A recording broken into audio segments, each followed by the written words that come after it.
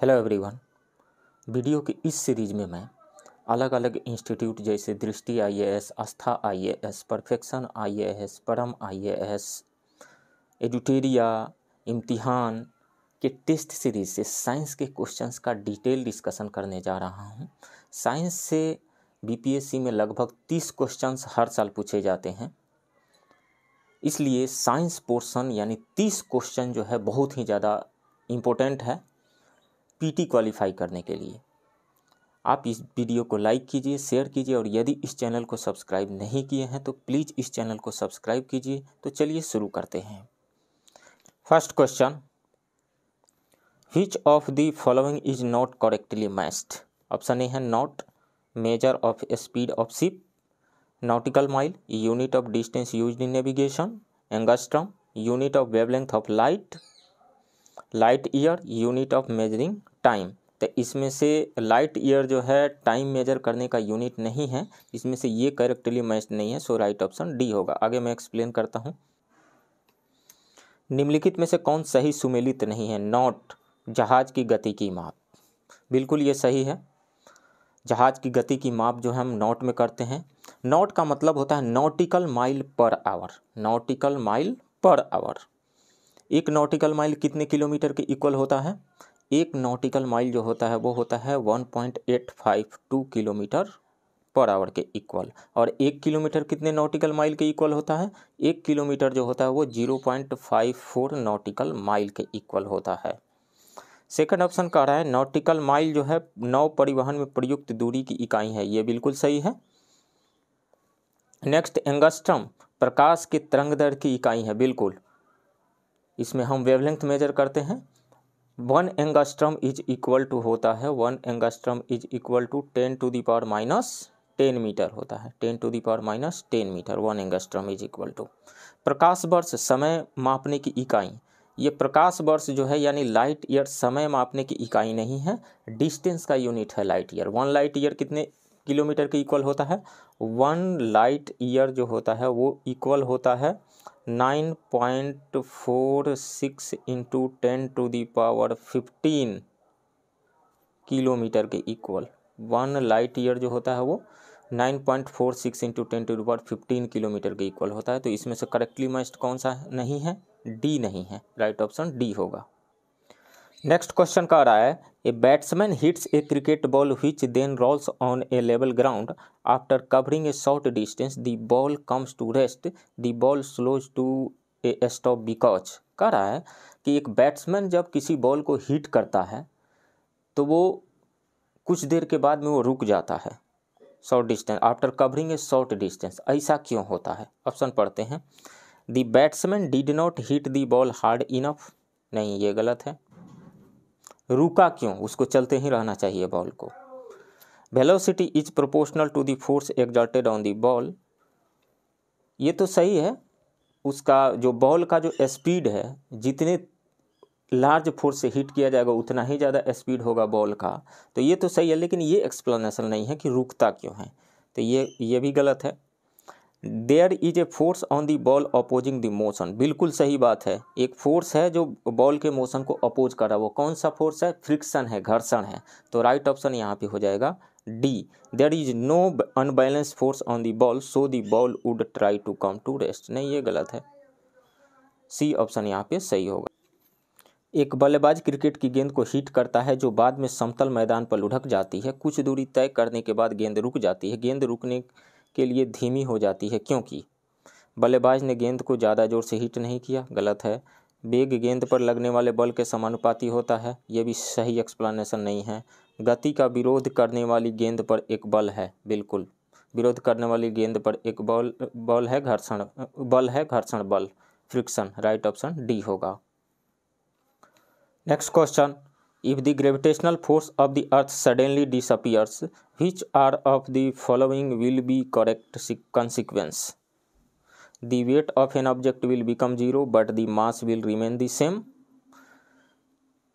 यही सही है, आगे मैं एक्सप्लेन करूँगा। The mass of the object will become 0 but the weight will remain the same, ये गलत है। किसी भी ऑब्जेक्ट का मास कभी भी 0 नहीं हो सकता है, वो मटेरियल का अमाउंट है उसके अंदर जो मौजूद है। अब वेट क्या होता है, ग्रेविटेशनल फोर्स जो है अर्थ किसी ऑब्जेक्ट पे जो अट्रैक्ट करती है वो उसका वेट होता है। तो वेट जीरो हो सकता है, मास कभी भी जीरो नहीं हो सकता है। Both mass and the weight of the object will become zero, नहीं, वेट जीरो होगा, मास कभी भी जीरो नहीं होगा। इसमें से ए ऑप्शन सही है। नेक्स्ट ऑप्शन है the mass of the object will increase, mass कभी इंक्रीज डिक्रीज नहीं होगा, रिमेन सेम रहेगा, तो ये भी गलत है। यदि पृथ्वी का गुरुत्वाकर्षण बल अचानक गायब हो जाए तो निम्नलिखित में कौन सा सही परिणाम होगा। किसी वस्तु का भार शून्य हो जाएगा लेकिन द्रव्यमान वहीं रहेगा। बिल्कुल, भार जो होता है W इज इक्वल टू होता है mg, mass into gravitational acceleration. तो यदि ग्रेविटेशनल फोर्स जीरो हो गया तो ग्रेविटेशनल एक्सेलरेशन जीरो हो जाएगा। ग्रेविटेशनल एक्सेलरेशन जीरो हो जाने की वजह से वेट जो हो जाएगा वो जीरो हो जाएगा, शून्य हो जाएगा। तो वेट जीरो हो जाएगा लेकिन मास तो हमेशा वहीं रहेगा, मास कभी भी चेंज नहीं रहेगा, तो ये ऑप्शन सही है। वस्तु का द्रव्यमान शून्य हो जाएगा लेकिन भार वहीं रहेगा। द्रव्यमान कभी भी शून्य नहीं होगा, मास कभी भी शून्य नहीं होगा, वेट जो है वो शून्य हो जाएगा। वस्तु का द्रव्यमान तथा भार दोनों शून्य हो जाएगा, नहीं, द्रव्यमान यानी मास कभी भी शून्य नहीं होगा, तो ये भी गलत है, ये भी गलत है। वस्तु का द्रव्यमान बढ़ जाएगा, बढ़ेगा नहीं, द्रव्यमान यानी मास न तो इंक्रीज होगा न डिक्रीज होगा, रिमेन सेम रहेगा, तो ये गलत है। तो कौन सा ऑप्शन सही है, ए ऑप्शन सही है। Next question, in cold water aquatic animal survive even when water at the top layer of the lake freezes into ice because they can breathe in ice, नहीं, ये गलत है। They have enough of accumulated oxygen inside them, ये भी गलत है। Their body structure is such that they can survive without oxygen, ये भी गलत है।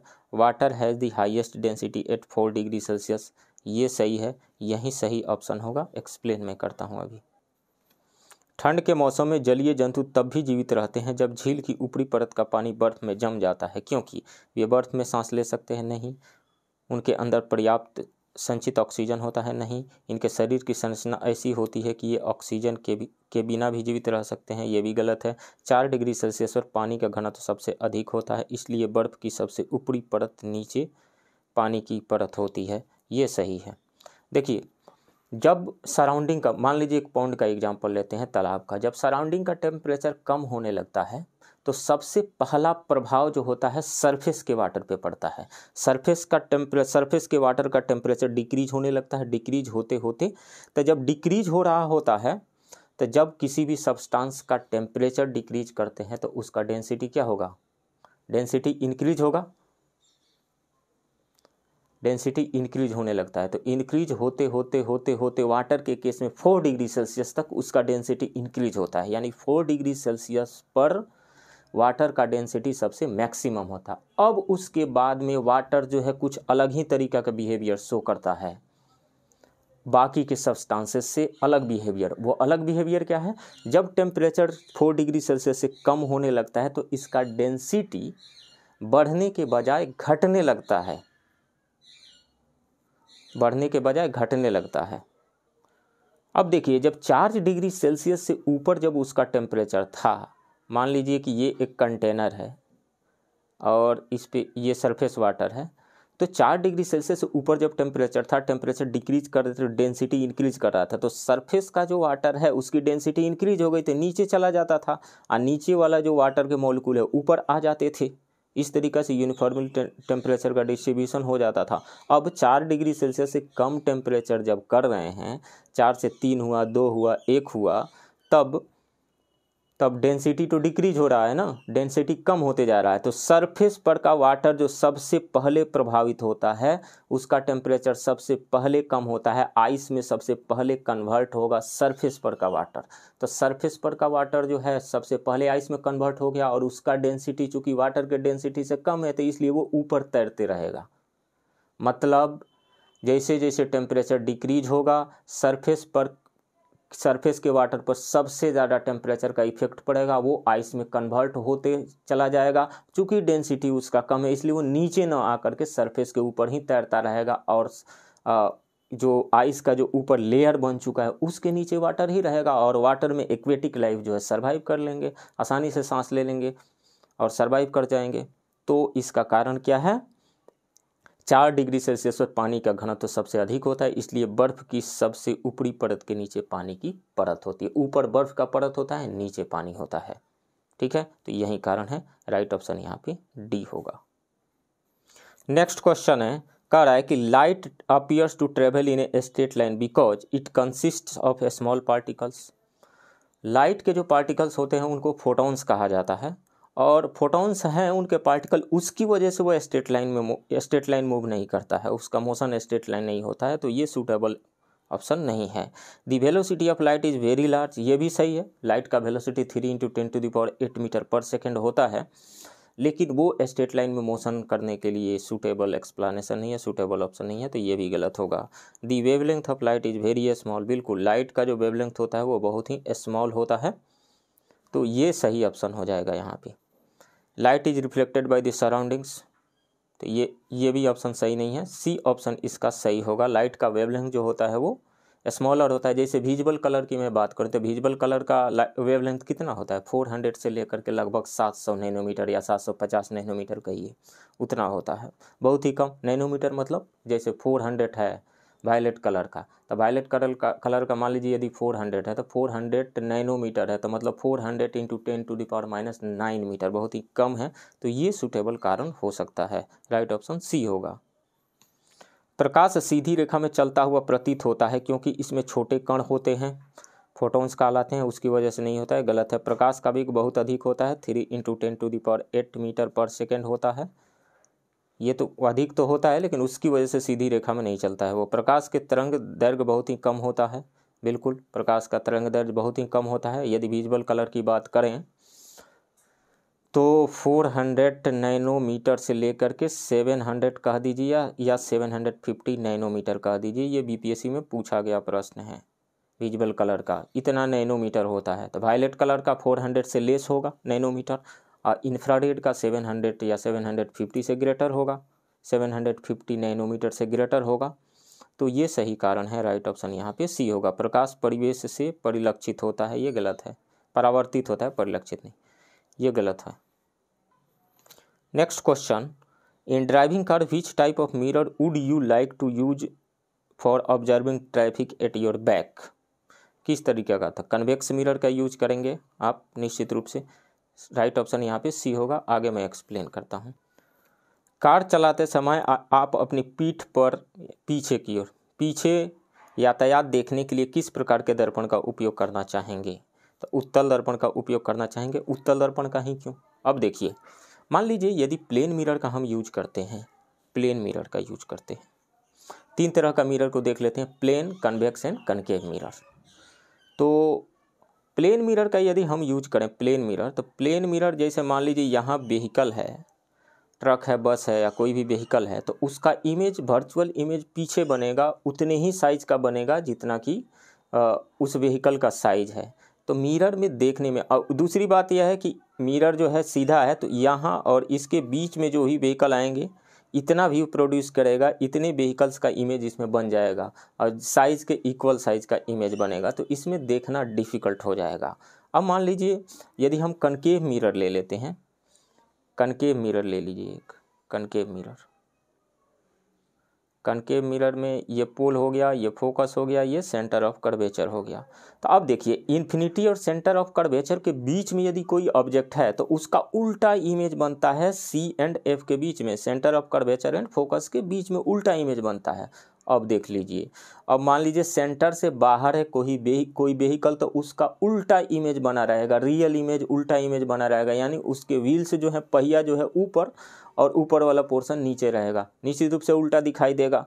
तो इस तरह का मिरर का यूज नहीं करेंगे। अब देखिए, जब सी और एफ के बीच में जब आ जाएगा तो उसका इमेज सी और इन्फिनिटी के बीच में बनेगा, वो भी रियल ही उल्टा ही बनेगा, बड़े साइज का बनेगा।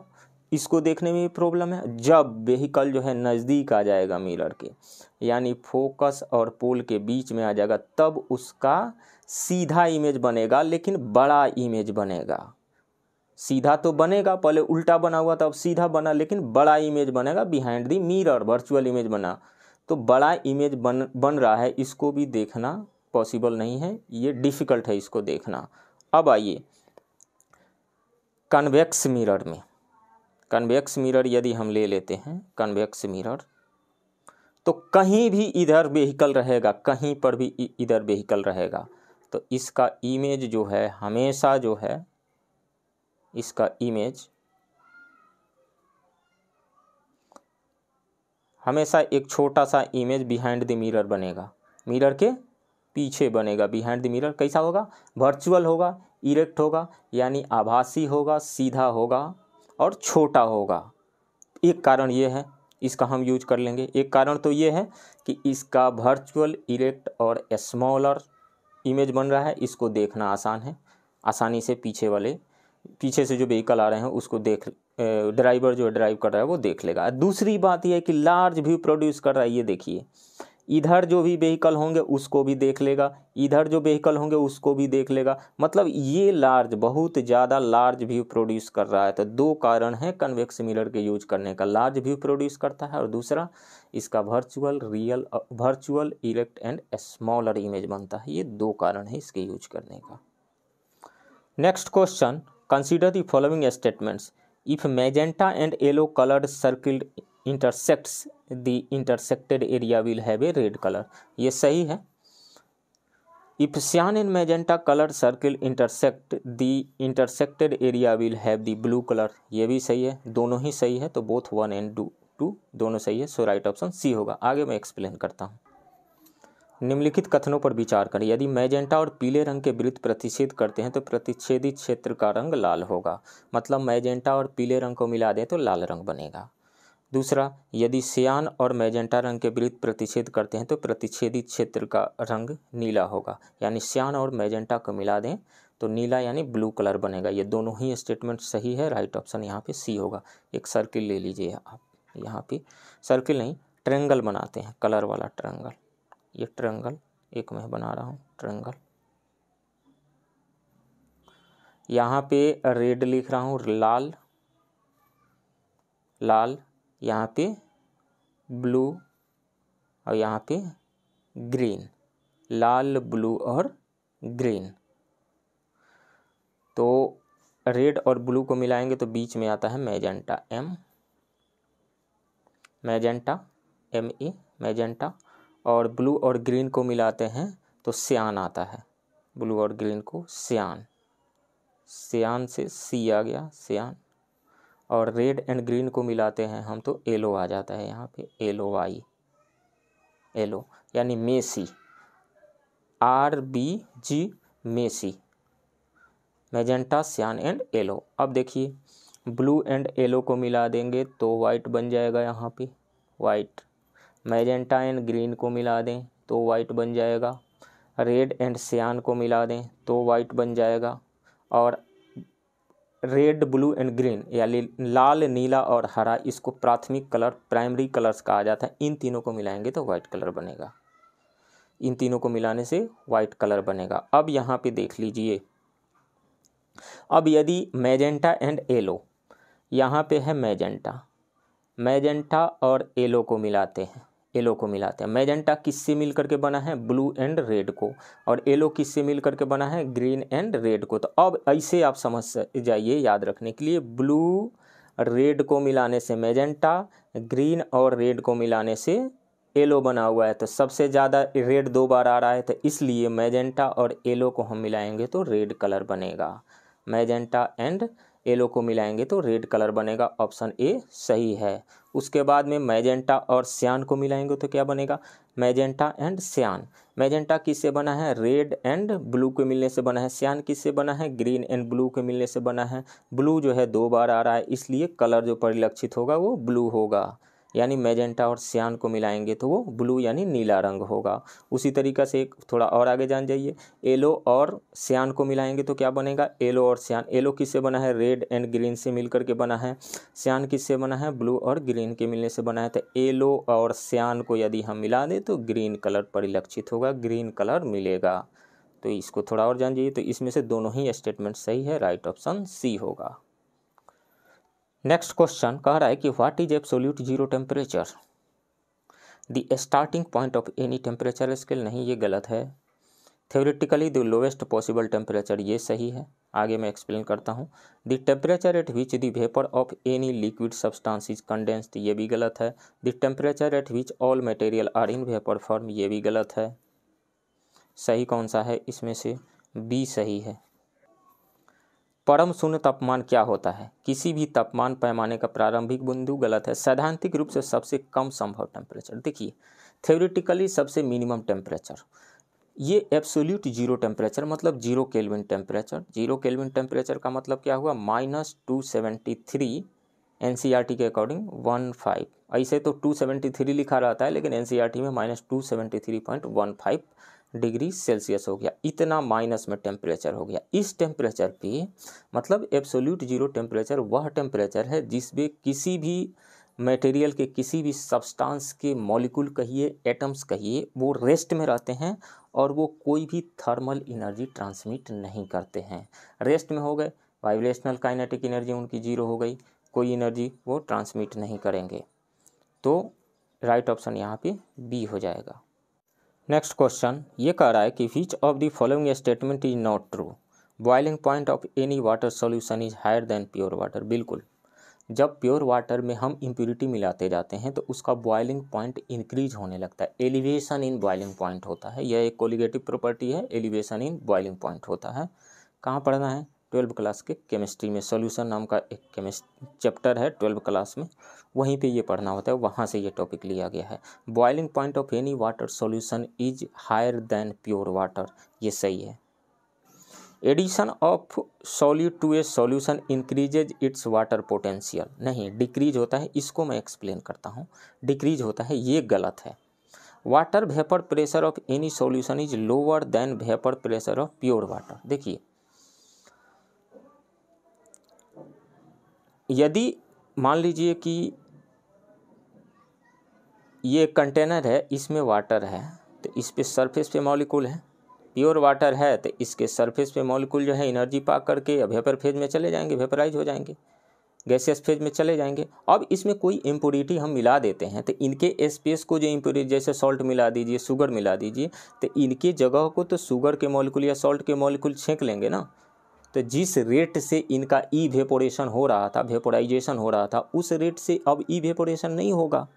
तो मतलब ये रहा कि water vapour pressure of any solution is lower than vapour pressure of pure water. तो वेपर प्रेशर जो है वो कम हो जाएगा प्योर वाटर के कंपैरिजन में, तो ये सही है। When a solution is separated with the help of semi-permeable membrane, then water flow can be stopped by giving pressure to the solution। बिल्कुल, इसको ऑस्मोटिक प्रेशर कहा जाता है, ऑस्मोटिक प्रेशर। आगे मैं इसको एक्सप्लेन करता हूँ। ये डी स्टेटमेंट भी सही है, आगे मैं इसको एक्सप्लेन करता हूँ। गलत कौन सा है? बी गलत है। निम्नलिखित में कौन सा कथन सत्य नहीं है? किसी भी जलीय विलयन का क्वथनांक शुद्ध जल से अधिक होता है, ये सही है। किसी विलयन में विलय मिलाने से उनका जल विभव बढ़ जाता है, नहीं घट जाता है, ये गलत है। किसी विलयन का जल वाष्प दाब शुद्ध जल के वाष्प दाब से कम होता है, डिप्रेशन हो जाता है, इसमें कम हो जाता है, बिल्कुल सही है ये। जब विलयन को अर्ध पारगम्य झिल्ली यानी सेमी परमिएबल मेम्ब्रेन की सहायता से अलग किया जाता है तो विलयन को दाब देकर जल के प्रवाह को रोका जा सकता है। अब मैं इसको एक्सप्लेन करता हूँ। जैसे देखिए, अब एक बात और है, जान दीजिए वाटर पोटेंशियल क्या होता है। वाटर पोटेंशियल का मतलब होता है ये वाटर के पोटेंशियल एनर्जी, मतलब वाटर का पोटेंशियल एनर्जी, और पोटेंशियल एनर्जी ही डिसाइड करता है कि वाटर का फ्लो कहाँ से कहाँ होगा। वाटर का फ्लो जो होता है हायर पोटेंशियल से लोअर पोटेंशियल की ओर होता है। मतलब ये रहा कि यदि कोई इम्प्योर वाटर है और प्योर वाटर के बीच में जो पोटेंशियल एनर्जी का डिफरेंस आता है उसी को कहा जाता है वाटर पोटेंशियल। और प्योर वाटर का वाटर पोटेंशियल कितना लिया जाता है? 0 लिया जाता है। और वाटर पोटेंशियल को किस में मेजर करते हैं? पास्कल में या फिर किलो पास्कल में। देखिए एक बात और है, वाटर पोटेंशियल जो है कभी भी पॉजिटिव नहीं हो सकता है। प्योर का 0 होता है और इम्प्योर जो वाटर है उसका नेगेटिव में ही होगा। तो जब हम किसी भी इसमें इम्प्योरिटी मिलाते जाते हैं, किसी विलयन में विलय मिलाने से उसका जल विभव बढ़ जाता है जो कह रहा है, नहीं। तो जैसे हम मान लीजिए इम्प्योरिटी मिला रहे हैं वाटर में, इम्प्योरिटी मिलाने का क्या मतलब है, जैसे प्योर वाटर है उसमें कोई सॉल्यूट मिला दीजिए, जैसे शुगर मिला दीजिए या सॉल्ट मिला दीजिए, सॉल्यूशन बनाना उसका शुरू कर दीजिए। तो जब हम सॉल्ट मिलाते हैं उसमें या शुगर मिलाते हैं यानी सॉल्यूट मिलाते हैं उसमें, तो उसका वाटर पोटेंशियल पहले जीरो था, जीरो से अब कम होने लगता है, नेगेटिव में जाने लगता है। तो इसलिए ये बी वाला ऑप्शन जो है करेक्ट नहीं है। अब सेमी परमिएबल मेम्ब्रेन से, अब देखिए जनरली क्या होता है कि एक मान लीजिए कि आप एक सेमी परमिएबल मेम्ब्रेन ले लीजिए, इसको हम कहते हैं एसपीएम, सेमी परमिएबल मेम्ब्रेन। इधर प्योर वाटर है, प्योर वाटर, और इधर इम्प्योर वाटर है यानी सॉल्यूशन है, इम्प्योर वाटर है, इम्प्योर वाटर यानी सॉल्यूशन है। तो जनरली सेमी परमिएबल मेम्ब्रेन क्या होता है, ये सेलेक्टिवली ये मैटर को एक तरफ से दूसरी तरफ जाने देता है, सेलेक्टिवली। तो ये सेमी परमिएबल मेम्ब्रेन से प्योर वाटर में जो है वाटर का कंसंट्रेशन ज़्यादा है, तो इसमें अपने आप जो है एसपीएम सेमी परमिएबल मेम्ब्रेन से वाटर जो है प्योर वाटर से सॉल्यूशन साइड में जाएगा, यानी सॉल्वेंट साइड से सॉल्यूशन साइड में मूव करके वाटर जाएगा। अब देखिए, अब यदि हम सॉल्यूशन साइड में एक प्रेशर एग्जर्ट कर दें, प्रेशर एग्जर्ट कर दें, प्रेशर एग्जर्ट कर देंगे तो इसका फ्लो रुक जाएगा, यानी वाटर जो पहले सॉल्वेंट साइड से सॉल्यूशन साइड की ओर जा रहा था अब उसका फ्लो रुक जाएगा। इसी मिनिमम प्रेशर को कहा जाता है ऑस्मोटिक प्रेशर। अब क्या होगा देखिए, ऑस्मोटिक प्रेशर से ज़्यादा ज्यों ही हम प्रेशर एग्जर्ट करेंगे, इस साइड में सॉल्यूशन साइड में आप प्रेशर एग्जर्ट कर दीजिए, एस्मोटिक प्रेशर से ज़्यादा प्रेशर एग्जर्ट कर दिया था। अब क्या, पहले तो रुका हुआ था फ्लो, अब क्या होगा, वाटर जो है सॉल्यूशन साइड से सॉल्वेंट साइड की ओर जाने लगेगा, यानी जिसमें इम्प्योरिटी थी वाटर में उसमें से वाटर फ्लो करके प्योर वाटर में जाना शुरू हो जाएगा। क्या आपको नहीं लगता है कि वाटर को प्योर करने के लिए इसी टेक्निक का यूज किया जाता है?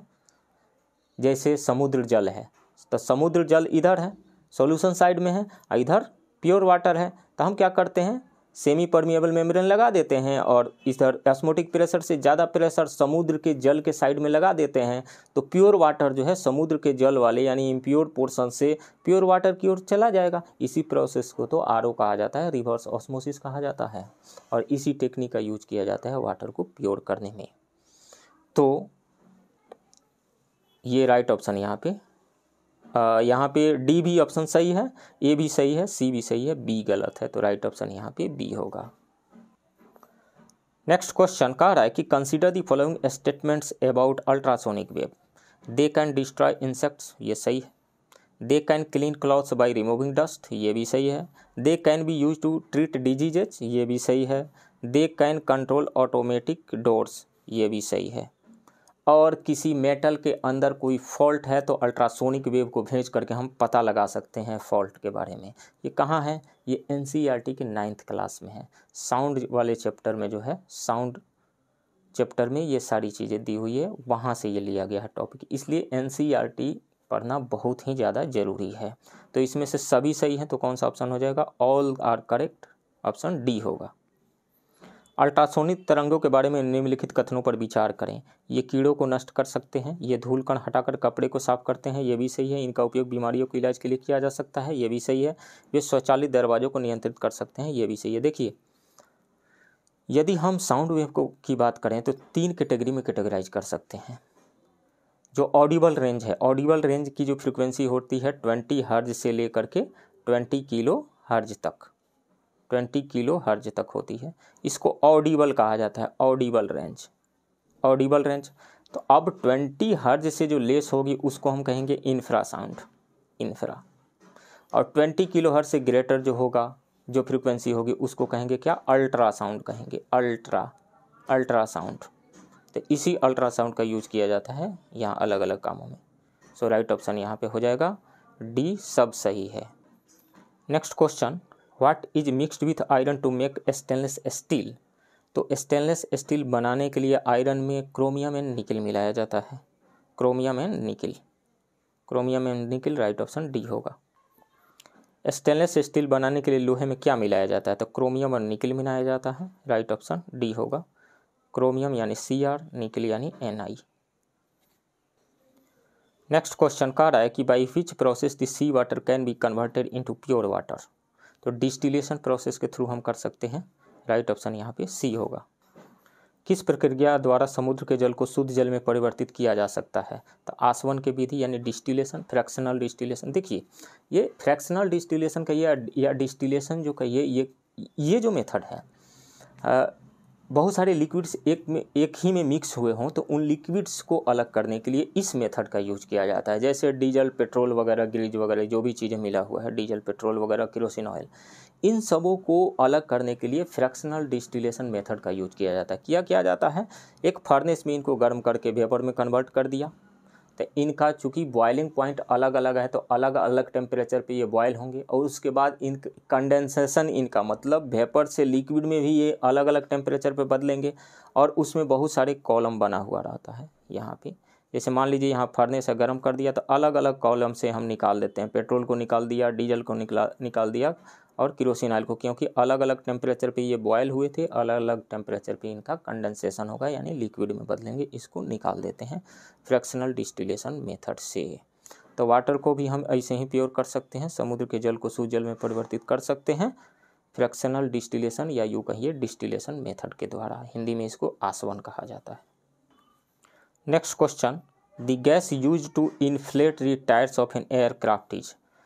जो एयरक्राफ्ट के टायर्स होते हैं उसमें टायर में, उसके ट्यूब में कौन सी गैस भरी जाती है। तो उसमें नाइट्रोजन गैस भरी जाती है। राइट ऑप्शन यहाँ पे बी होगा। एक्सप्लेन मैं करता हूँ आगे। वायुयान के टायरों में हवा भरने के लिए प्रयुक्त गैस कौन सी है। तो वो है नाइट्रोजन गैस। नाइट्रोजन गैस का यूज क्यों किया जाता है, क्योंकि ये इनर्ट गैस है लगभग। ये गैस जो है ये कंबसन में हेल्प नहीं करता है। अब कंबसन में हेल्प नहीं करता है तो इसका क्या यूज है। जैसे वायुयान है, एयरक्राफ्ट है, तो उसका स्पीड बहुत ही ज़्यादा होता है और उस स्पीड को कम किया जाता है जब लैंड करता है, तो उस स्पीड को कम किया जाता है ब्रेक लगा करके।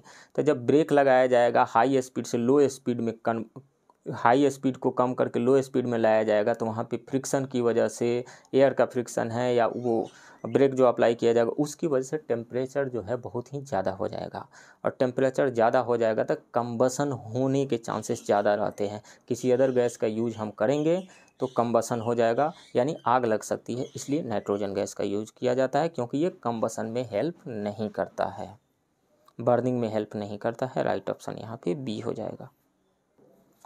नेक्स्ट क्वेश्चन कह रहा है कि which of the following is present in maximum amount in acid rain. तो एसिड रेन में सबसे ज़्यादा अमाउंट में प्रेजेंट होता है H2SO4 यानी sulphuric acid. Right option C होगा। अम्लीय वर्षा में निम्न में से किसकी सर्वाधिक मात्रा होती है। अम्लीय वर्षा में, तो देखिए अम्लीय वर्षा कैसे होता है, जैसे व्हीकल है, व्हीकल के अंदर जो कंबसन हो रहा है फ्यूल का, या कोयला जलाया जाता है, लकड़ी जलाया जाता है, इससे जो गैसेस निकलती है जैसे सल्फर डाइऑक्साइड, कार्बन डाइऑक्साइड और नाइट्रोजन के ऑक्साइड्स। एक बात और जान जाइए आप, 10th क्लास में 9th 10th के लेवल पे केमिस्ट्री में यदि आप पढ़े होंगे तो जानते होंगे कि जो मेटल्स के ऑक्साइड होते हैं उनकी प्रकृति जो होती है क्षारीय होती है, यानी बेसिक नेचर के होते हैं मेटल के ऑक्साइड, और नॉन मेटल के ऑक्साइड जो होते हैं वो एसिडिक नेचर के होते हैं। तो जैसे कार्बन को जलाया, कोयला को जलाया, कंबसन के बाद कार्बन डाइऑक्साइड बना CO2, और फ्यूल की जो बर्निंग हो रही है, फ्यूल का जो कंबसन हो रहा है उससे सल्फर के ऑक्साइड बने हुए हैं, सल्फर डाइऑक्साइड, और नाइट्रोजन के ऑक्साइड बने हुए हैं NO2। अब ये ऊपर जाएंगे तो वर्षा के जल के साथ वाटर के साथ मिल करके ये H2CO3 कार्बोनिक एसिड बना लेते हैं। सल्फर डाइऑक्साइड जो है मिल करके पहले सल्फर ट्राइऑक्साइड में बदल जाता है, देन सल्फ्यूरिक एसिड H2SO4 में कन्वर्ट हो जाता है, और NO2 जो है H2O के साथ मिल करके क्या बना लेता है, HNO3 बना लेता है, नाइट्रिक एसिड बना लेता है, नाइट्रिक एसिड। तो तीनों ही एसिड है ये, कार्बोनिक एसिड, सल्फ्यूरिक एसिड और नाइट्रिक एसिड। इनमें से हालांकि वर्षा के जल में, एसिड रेन में तीनों ही रहता है, लेकिन सबसे ज़्यादा अमाउंट जो होता है सल्फ्यूरिक एसिड का होता है। कितना होता है, लगभग 70 to 75% ये होता है सल्फ्यूरिक एसिड। तो सबसे ज़्यादा हो जाएगा H2SO4। राइट ऑप्शन सी होगा यहाँ पे। Next question, which of the following imparts blue colour to glass. इसमें से तब देखिए यदि कोबाल्ट के ऑक्साइड को हम मिलाते हैं ग्लास में तो इससे डीप ब्लू कलर आता है। कोबाल्ट के oxide deep blue colour, COO को मिलाते हैं तो डीप ब्लू कलर आता है। क्यूप्रिक ऑक्साइड ये एंड फिर निकिल के ऑक्साइड, ये दोनों क्यूप्रिक ऑक्साइड का मतलब क्या हुआ, CuO, और निकिल के ऑक्साइड NiO। इन दोनों को यदि हम ग्लास में मिलाते हैं तो इससे मिलता है ब्लैक कलर, इससे ब्लैक मिलता है, ब्लैक कलर। और फेरिक ऑक्साइड यानी Fe2O3 मिलाएंगे तो क्या आएगा, फेरिक ऑक्साइड के मिलाने से जो आता है वो बनता है bluish green colour, bluish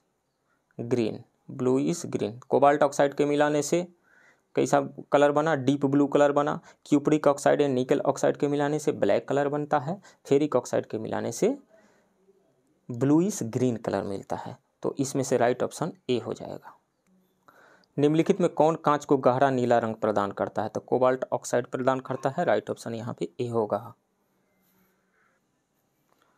next question, which of the following accounts for the red colour of tomato. Tomato में रेड कलर आने का कारण क्या है, तो लाइकोपीन होता है। राइट ऑप्शन यहाँ पे डी हो जाएगा। आगे मैं एक्सप्लेन करता हूँ। निम्नलिखित में किसके कारण टमाटर का लाल रंग होता है, तो टमाटर का जो लाल रंग आता है वो कैरोटीनॉइड पिगमेंट की उपस्थिति के कारण होता है, जिसको लाइकोपीन कहा जाता है। यानी लाइकोपीन की उपस्थिति प्रेजेंस की वजह से टमाटर का लाल रंग जो होता है लाल होता है। राइट ऑप्शन यहाँ पे डी हो जाएगा। और एप्पल के स्किन का जो कलर रेड होता है वो किसकी वजह से होता है, वो होता है due to formation of anthocyanin pigments. Anthocyanin के पिगमेंट्स के फॉर्मेशन की वजह से एप्पल का कलर जो स्किन होता है वो लाल कलर का होता है। और इसके बाद में रेड ऑरेंज कलर जो होता है, गाजर का जो रेड या ऑरेंज कलर किसकी वजह से होता है, बीटा कैरोटीन की उपस्थिति के कारण होता है। कैरोटीन की उपस्थिति की वजह से गाजर का कलर जो होता है या तो ऑरेंज होता है या लाल होता है। Next question, Mendel principle of inheritance is based on vegetative reproduction नहीं, एसेक्सुअल रिप्रोडक्शन नहीं, सेक्सुअल रिप्रोडक्शन। राइट ऑप्शन यहाँ पे सी हो जाएगा।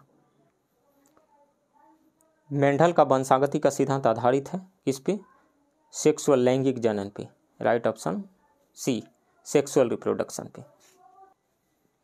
Next, which of the following salts is found in maximum amount in the human bones, तो calcium phosphate पाया जाता है। राइट ऑप्शन यहाँ पे सी होगा। निम्नलिखित में कौन सा लवण मानव हड्डियों में अधिकतम मात्रा में पाया जाता है, तो कैल्शियम फॉस्फेट पाया जाता है। ये जो है कैल्शियम फॉस्फेट 70% के आसपास में पाया जाता है ह्यूमन बोन में। कैल्शियम फॉस्फेट का फॉर्मूला क्या होता है, Ca3PO4 का होल ट्वाइस कैल्शियम फॉस्फेट है। ये मिल्क में भी कैल्शियम फॉस्फेट पाया जाता है। मिल्क हो या फिर ह्यूमन बॉडी के अंदर जो हड्डियाँ पाई जाती है, जो बोन्स पाए जाते हैं, उसमें ये बना होता है हाइड्रोक्सी पेटाइट से बना होता है। हाइड्रोक्सी पेटाइट जो कि कैल्शियम फॉस्फेट का एक मिनरल है यानी खनिज है, जिसको बोन मिनरल भी कहा जाता है। यानी कैल्शियम फॉस्फेट को बोन मिनरल भी कहा जाता है, हाइड्रोक्सी पेटाइट को बोन मिनरल कहा जाता है। उसमें कैल्शियम फॉस्फेट पाया जाता है। राइट ऑप्शन सी होगा। Which of the following statements about enzyme is correct? They are biocatalysts, ये सही है। They perform their action on the site where they are produced, ये भी सही है, दोनों ही सही है। सो राइट ऑप्शन सी हो जाएगा, बोथ 1 और 2। एंजाइम के बारे में निम्नलिखित में से कौन सा कथन सही है, वे जैव उत्प्रेरक होते हैं यानी बायोलॉजिकल कैटलिस्ट होते हैं। वे अपनी क्रिया उस स्थान पर करते हैं जहाँ उनका उत्पादन होता है। बिल्कुल, जो एंजाइम्स होते हैं वो बायोकेमिकल रिएक्शन को कैटलाइज करते हैं यानी एक्सेलरेट करते हैं रिएक्शन को, केमिकल रिएक्शन को एक्सेलरेट करते हैं यानी फास्ट बना देते हैं ह्यूमन बॉडी के अंदर। और ये जनरली ये जो बायोलॉजिकल कैटलिस्ट है ये अपना एक्शन वहीं पे परफॉर्म करते हैं जहाँ पे ये इनकी उत्पत्ति होती है यानी जहाँ पे ये प्रोड्यूस होते हैं। सो ये दोनों ही स्टेटमेंट सही है। राइट ऑप्शन यहाँ पे हो जाएगा C 1 और 2। Next question, which of the following vitamin is essential for normal vision, तो नॉर्मल विजन के लिए रेटिनॉल यानी विटामिन ए की ज़रूरत होती है। विटामिन ए का जो केमिकल नाम है वो रेटिनॉल है। और राइबोफ्लाविन किसका नाम है, राइबोफ्लाविन जो है B2 है, विटामिन B2 का नाम है। नियासिन किसका नाम है, नियासिन जो है B3 का नाम है केमिकल नाम। विटामिन B3 का नाम नियासिन, राइबोफ्लाविन जो है B2 है, और रेटिनॉल जो है विटामिन ए का केमिकल नाम है। तो नॉर्मल विजन के लिए ज़रूरत होती है विटामिन ए की। राइट ऑप्शन यहाँ पे डी होगा। निम्नलिखित में से कौन सा विटामिन सामान्य दृष्टि के लिए आवश्यक है? रेटिनॉल है, यानी विटामिन ए की जरूरत होती है। Right option D. Next question, carbon monoxide poisoning affects mainly which one of the following? Digestive activity को नहीं, लीवर फंक्शनिंग को नहीं प्रभावित करता है, किडनी फंक्शनिंग को भी नहीं, oxygen carrying capacity of blood को ये इफेक्ट डालता है, उस पर प्रभावित करता है। राइट ऑप्शन डी होगा। कार्बन मोनोऑक्साइड विषाक्तता मुख्य रूप से निम्नलिखित में से किसे प्रभावित करती है? पाचन क्रिया को नहीं, लीवर की कार्य प्रणाली को नहीं, गुर्दे की कार्य प्रणाली को नहीं, रक्त की ऑक्सीजन वहन क्षमता को प्रभावित करती है। देखिए, कार्बन मोनोऑक्साइड जो है हीमोग्लोबिन से मिल करके कार्बोक्सी हीमोग्लोबिन बना लेता है। कार्बन मोनोऑक्साइड जो है हीमोग्लोबिन से मिल करके कार्बोक्सी हीमोग्लोबिन बना लेता है, यानी HbCO बना लेता है, HbCO बना लेता है कार्बोक्सी हीमोग्लोबिन। ये एक बहुत ही स्टेबल कॉम्प्लेक्स कंपाउंड है, बहुत ही स्टेबल कॉम्प्लेक्स कंपाउंड। जब ये कॉम्प्लेक्स कंपाउंड बन जाता है तो ये क्या करता है, फिर ऑक्सीजन को, ब्लड जो है ऑक्सीजन को ले करके जाता है, वो अब उसको ऑक्सीजन ले जाने नहीं देता है, यानी ब्लड के ऑक्सीजन कैरिंग कैपेसिटी को ये कम कर देता है। तो रक्त की ऑक्सीजन वहन क्षमता को ये कम कर देता है। राइट ऑप्शन यहाँ पे डी होगा। Next question, a married couple adopted a male child a few years later, twin boys were born to them. The blood group of the couple is AB positive and O negative. If blood group of the three sons is A positive, B positive and O positive, the blood group of the adopted son is, adopted son का blood group क्या होगा? O होगा, A होगा, B होगा, या cannot be determined। तो O positive होगा उस adopted son का जो blood group होगा। राइट ऑप्शन A होगा। एक शादीशुदा जोड़े ने एक लड़के को गोद लिया, कुछ साल बाद उनके जुड़वे लड़के पैदा हुए। दंपति का ब्लड ग्रुप AB पॉजिटिव और O नेगेटिव है। तीनों बेटों का blood group A positive, B positive और O पॉजिटिव है। दत्तक पुत्र का रक्त समूह क्या होगा? AB पॉजिटिव है और O नेगेटिव है। तो जो लड़का पैदा होगा उसका या तो ब्लड ग्रुप A पॉजिटिव होगा या फिर B पॉजिटिव होगा। ठीक है, तो A positive and B positive, तो इनके जो अपने बच्चे हैं वो हैं, दोनों बेटों का है। और तो इसके अलावा जो बचा O पॉजिटिव जो होगा वो एडॉप्टेड सन का ब्लड ग्रुप होगा, O पॉजिटिव। राइट ऑप्शन यहाँ पे A होगा। Next question, arteries supplying blood to the heart are called. ऐसे आर्टरी जो ब्लड को सप्लाई करती है, यानी ऑक्सीजन रिच ब्लड को जो सप्लाई करती है, उसको क्या कहा जाता है? उसको कोरोनरी आर्टरीज कहा जाता है। राइट ऑप्शन यहाँ पे C होगा। हृदय को रक्त की आपूर्ति करने वाली धमनियाँ कहलाती है, तो कोरोनरी धमनी कहलाती है, कोरोनरी आर्टरीज। ऐसे वेसल्स जो ऑक्सीजन रिच ब्लड को मायोकार्डियम तक पहुँचाती है, उसको कोरोनरी धमनियाँ कहा जाता है, कोरोनरी आर्टरीज कहा जाता है। और वैसे वेसल्स जो डीऑक्सीजनेटेड ब्लड, यानी ऑक्सीजन रहित ब्लड को हृदय तक लेकर के आता है, हार्ट तक लेकर के आता है, उसको उन वाहिकाओं को कहा जाता है, यानी हार्ट मसल तक जो लेकर के आता है उसको कहा जाता है कार्डियक वेंस, कार्डियक वेंस कहा जाता है। राइट ऑप्शन यहाँ पे हो जाएगा C। That is the vessels that remove the deoxygenated blood from the heart muscle are known as cardiac veins. हृदय की मांसपेशियों से ऑक्सीजन रहित रक्त को निकालने वाली वाहिकाओं को कार्डियक वेंस कहा जाता है। Next question, which is the smallest endocrine gland in the human body. तो वैसे तो स्मॉलेस्ट इंडोक्राइन जो ग्लैंड होता है वो पीनियल ग्लैंड होता है। पीनियल ग्लैंड जो कोन के शेप का होता है और जिसका डायमीटर साइज जो होता है लगभग 7.5 मिलीमीटर का होता है। लेकिन जो यहाँ पे जो भी ऑप्शन दिए गए हैं उसमें इसमें जो होगा वो पिट्यूटरी ग्लैंड होगा। राइट ऑप्शन यहाँ पे इन सभी में से पिट्यूटरी ग्लैंड जो है ये सबसे छोटा होगा। पिट्यूटरी ग्लैंड जो है मटर के शेप का होता है, मटर के साइज का होता है। इसका वेट जो होता है 0.5 ग्राम होता है। राइट ऑप्शन डी होगा। मानव शरीर की सबसे छोटी अंतःस्रावी ग्रंथि कौन सी है? तो वो है पीयूष ग्रंथि, पिट्यूटरी ग्लैंड। मानव शरीर में सबसे छोटी अंतःस्रावी ग्रंथि पीनियल ग्रंथि है, जो शंकु के आकार की और लगभग 7.5 मिलीमीटर साइज की होती है। परंतु दिए गए ऑप्शन में से पिट्यूटरी ग्लैंड सबसे छोटी अंतःस्रावी ग्रंथि होगी। इसका वजन 0.5 ग्राम और डायमीटर जो होता है लगभग 10 मिलीमीटर का होता है, यानी मटर के आकार की होती है। इसको मास्टर ग्लैंड भी कहा जाता है, क्योंकि इसके अधिकांश हार्मोन जो होते हैं अन्य अंतःस्रावी ग्रंथियों के गतिविधियों को नियंत्रित करते हैं। इसको मास्टर ग्लैंड क्यों कहा जाता है? Because most of its hormones control the activity levels of the other endocrine glands. Right option यहाँ पे डी होगा। नेक्स्ट क्वेश्चन है, which of the following is the process involve in photosynthesis? Option है potential energy is release to form free energy. Yes, ये option सही है। Free energy is converted into potential energy and stored, कहीं ये गलत है। Food is oxidise to release carbon dioxide and water, ये भी गलत है। Oxygen is taken and carbon dioxide and water vapour are given out, ये भी गलत है। प्रकाश संश्लेषण में शामिल प्रक्रिया निम्नलिखित में से कौन सी है? तो स्थितिज ऊर्जा मुक्त ऊर्जा बनाने के लिए जारी की जाती है। सॉरी, ए ऑप्शन सही नहीं होगा, एक गलत है। मुक्त ऊर्जा को स्थिति ऊर्जा में परिवर्तित कर संचित किया जाता है, ये सही है, बी सही है। कार्बन डाइऑक्साइड और पानी को मुक्त करने के लिए भोजन का ऑक्सीकरण होता है, ये गलत है। ऑक्सीजन लिया जाता है और कार्बन डाइऑक्साइड और जलवाष्प बाहर किया जाता है, ये भी गलत है। देखिए, ऐसे देखा जाए तो पृथ्वी पर ऊर्जा का यानी एनर्जी का मेन जो सोर्स होता है वो सोलर रेडिएशन होता है, जो फोटोसिंथेसिस के द्वारा केमिकल एनर्जी में ट्रांसफॉर्म या कन्वर्ट हो जाता है, जिसका use photosynthetic and non photosynthetic organism समान रूप से करते हैं।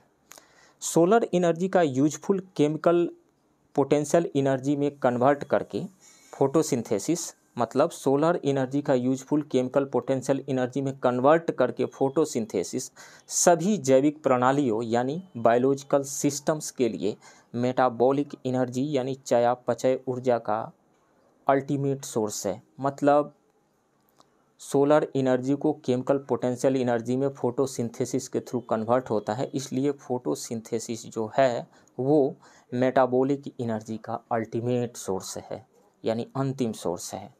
सो राइट ऑप्शन यहाँ पे बी हो जाएगा। Next question, detergents used for cleaning clothes are, क्या होते हैं? कार्बोनेट्स होते हैं? नहीं। बाइकार्बोनेट्स? नहीं। बिस्मथेट्स होते हैं? नहीं। जनरली ये होते हैं, यूजुअली ये सल्फोनेट्स होते हैं। राइट ऑप्शन यहाँ पे डी होगा। कपड़े साफ करने के लिए प्रयुक्त होने वाले अपमार्जक हैं, तो ये जनरली जो है सल्फोनेट्स होते हैं। कपड़े की सफाई के लिए यूज किए जाने वाले detergents usually alkyl benzene sulphonate होते हैं। अल्काइल बेंजीन सल्फोनेट्स, ये जो कंपाउंड की जो फैमिली है ये सोप के ही जैसा होता है, लेकिन ये हार्ड वाटर कहें, हार्ड वाटर में ये ज़्यादा सॉल्युबल होते हैं, यानी डिटर्जेंट्स जो होते हैं हार्ड वाटर में ज़्यादा सॉल्युबल होते हैं। और सवाल ये उठता है कि ये हार्ड वाटर क्या होता है? तो हार्ड वाटर उस वाटर को कहते हैं जिसमें कैल्शियम एंड मैग्नीशियम जैसे डिजोल्व मिनरल्स होते हैं। कैल्शियम और मैग्नीशियम के डिजोल्व मिनरल्स जिस वाटर में होते हैं उनको हार्ड वाटर कहा जाता है। और हार्ड वाटर में है जो है सोप जो है झाग नहीं बनाते हैं, डिजोल्व नहीं हो पाते हैं, लेकिन डिटर्जेंट्स आसानी से डिजोल्व हो जाते हैं। और डिटर्जेंट्स में यूजुअली क्या होता है? इसमें होता है alkyl benzene sulphonates. Alkyl benzene sulphonates में इसका यदि हम फार्मूला दें तो ये बेंजीन रिंग हो गया, बेंजीन रिंग, और यहाँ सल्फोनेट ग्रुप जुड़ा हुआ रहता है, SO3Na कह दीजिए या SO3 माइनस कह दीजिए यहाँ, और यहाँ पे कोई अल्काइल ग्रुप जुड़ा हुआ रहता है। अल्काइल ग्रुप कुछ भी ले लीजिए, जैसे CH3 ले लीजिए, CH3, CH2, इसमें X लिख दीजिए और यहाँ पे CH लगा दीजिए, CH से ये जुड़ा हुआ है, फिर CH2X और फिर इधर CH3 जोड़ दीजिए। कोई भी अल्काइल ग्रुप जुड़ा हुआ रहता है, इसलिए इसको अल्काइल बेंजीन सल्फोनेट्स कहा जाता है। तो यही पाया जाता है किसमें? डिटर्जेंट में, alkyl benzene sulphonates. Right option D होगा। Next question, if potential difference and current flowing through a wire is increase twice then electric power is will increase 4 times. Right option B होगा। क्यों? हम जानते हैं P = होता है VI। Potential difference into electric current. V को यदि 2V लिख दीजिए और I को 2I लिख दीजिए तो क्या आ जाएगा 4VI, 4VI यानी कितने टाइम्स इंक्रीज कर गया power, 4 times. Right option B हो। यदि एक तार के माध्यम से प्रभावित होने वाले धारा और विभव दोनों को 2 टाइम्स कर दिया जाए, ये यहाँ पे हिंदी का ट्रांसलेशन इन लोगों का गलत है, तो क्या हो जाएगा, तो पावर जो है वो 4 गुना बढ़ जाएगा। एक्सप्लेन मैं कर ही चुका हूँ, P = VI होता है और इसको 2V लिख दीजिए, इसको 2I लिख दीजिए, 4VI हो जाएगा, 4VI यानी 4 टाइम्स इंक्रीज कर जाएगा। Next question, given below are 2 स्टेटमेंट्स, one labelled as assertion and other labelled as reason. Assertion कह रहा है कि transformer is useful for stepping up और स्टेपिंग डाउन वोल्टेजेस, ये बिल्कुल सही है। रीजन कह रहा है कि transformer is device used in DC circuits, ये गलत है। आगे मैं एक्सप्लेन करता हूँ। तो असर्शन सही है लेकिन रीजन गलत है। A is true but reason is false. Right option C होगा। नीचे कथन दिए गए हैं, 2 कथन दिए गए हैं, एक को अभिकथन और दूसरे को कारण के रूप में लेबल किया गया है। कथन दावा कर रहा है, कथन एक कह रहा है कि वोल्टेज को बढ़ाने या घटाने के लिए ट्रांसफार्मर उपयोगी है, स्टेप अप करने के लिए, स्टेप डाउन करने के लिए, ये सही है। ट्रांसफार्मर डीसी सर्किट में इस्तेमाल होने वाला एक उपकरण है, ये बिल्कुल गलत है। अब देखिए ट्रांसफार्मर का जो सिंबल होता है ये कुछ इस तरीक़ा से ट्रांसफार्मर है, यहाँ पे एसी करंट है, एसी करंट यहाँ पे ऐसे सिंबल है एसी करंट का, एसी करंट है। इसमें ये प्राइमरी इसको कहा जाता है, प्राइमरी, और इसको सेकेंडरी कॉइल कहा जाता है। ये सिंबल है ट्रांसफार्मर का, सिंबल है ट्रांसफार्मर का। तो एसी जब सप्लाई करते हैं तो थ्रू इलेक्ट्रोमैग्नेटिक इंडक्शन कह दीजिए या फिर म्यूचुअल इंडक्शन के थ्रू यहाँ पे इस सेकेंडरी सर्किट में एक ईएमएफ जनरेट हो जाता है। चूँकि यहाँ एसी हम सप्लाई कर रहे हैं इसलिए यहाँ पर एसी सप्लाई, एसी ही आउटपुट मिलेगा। तो आउटपुट यहाँ पे मिल रहा है तो यहाँ से आप आउटपुट ले सकते हैं, यहाँ पे आउटपुट मिल जाएगा, इसको सप्लाई कर दीजिए। Primary coil, secondary coil. अब देखिए चूँकि एसी सप्लाई किया जा रहा है, एसी अल्टरनेटिंग करंट का मतलब क्या होता है, डायरेक्शन इसमें चेंज होता है, वैल्यू भी चेंज होते रहता है, यानी लेफ्ट टू राइट जा रहा है, कुछ ही समय के बाद में राइट टू लेफ्ट जाएगा और इसका वैल्यू भी चेंज होते रहता है, साइनोसॉइडल होता है, इसका वैल्यू जैसे साइन का ग्राफ होता है ऐसे इस तरीक़े से होता है। तो मतलब टाइम के साथ इसके वोल्टेज का वैल्यू भी चेंज होते रहता है और डायरेक्शन भी चेंज होते रहता है। तो इसका मतलब ये रहा कि सर्किट में, इस सर्किट में जो इलेक्ट्रिक करंट है वो चेंज हो रहा है, इलेक्ट्रिक करंट। तो मतलब ये जो मैग्नेटिक फील्ड प्रोड्यूस कर रहा है सेकेंडरी कॉइल के पास में वो चेंज हो रहा है, तो मैग्नेटिक फील्ड चेंज हो रहा है, तो मैग्नेटिक फ्लक्स चेंज हो रहा है। और जहाँ भी मैग्नेटिक फ्लक्स चेंज होगा, Faraday law of electromagnetic induction कहता है कि वहाँ पे एक ईएमएफ इंड्यूस होगा। यानी सेकेंडरी कॉइल में करंट तभी फ्लो करेगा जब यहाँ पे मैग्नेटिक फ्लक्स चेंज हो, यानी सेकेंडरी कॉइल से एसोसिएटेड मैग्नेटिक फ्लक्स चेंज हो। और मैग्नेटिक फ्लक्स तभी चेंज होगा जब प्राइमरी कॉइल में बदलने वाला करंट फ्लो कर रहा हो, यानी एसी करंट फ्लो कर रहा हो, डीसी नहीं। डीसी पे ट्रांसफार्मर काम करेगा ही नहीं, सिर्फ एसी पे काम करेगा। अब देखिए सेकेंड वाले में यदि नंबर ऑफ टर्न्स हम बढ़ा दें सेकेंडरी कॉइल में तो इसको स्टेप अप ट्रांसफार्मर कहेंगे, यानी वोल्टेज को बढ़ा देगा। और यदि सेकेंडरी कॉइल में नंबर ऑफ टर्न्स यानी तार जो घुमाया गया हुआ है उसको कम कर दें तो वहाँ आउटपुट वोल्टेज कम मिलेगा, उसको स्टेप डाउन ट्रांसफार्मर कहा जाता है। तो ट्रांसफार्मर का काम क्या है, या तो वोल्टेज को बढ़ाना या वोल्टेज को घटाना। एसी को डीसी, डीसी को एसी में बदलना इसका काम नहीं है। और ये अल्टरनेटिंग करंट यानी एसी करंट पर ही काम करता है। तो असर्शन तो सही है लेकिन रीजन गलत है। राइट ऑप्शन यहाँ पे सी होगा। नेक्स्ट क्वेश्चन कह रहा है कि the halogen being used as analgesic is chlorine, bromine या फिर आयोडीन या फिर फ्लोरीन। तो देखिए एनाल्जेसिक क्या होता है, एनाल्जेसिक वैसी दवाइयाँ होती है जो दर्द को कम करती है। एनाल्जेसिक वैसी दवाइयाँ होती है जो दर्द को कम करती है, यानी दर्द निवारक दवाइयों को पेन किलर्स कह दीजिए, पेन रिलीवर कह दीजिए, उसको एनाल्जेसिक कहा जाता है। जैसे एस्प्रिन हो गया, एसिटामिनोफेन हो गया। एस्प्रिन जनरली जाना पहचाना नाम है।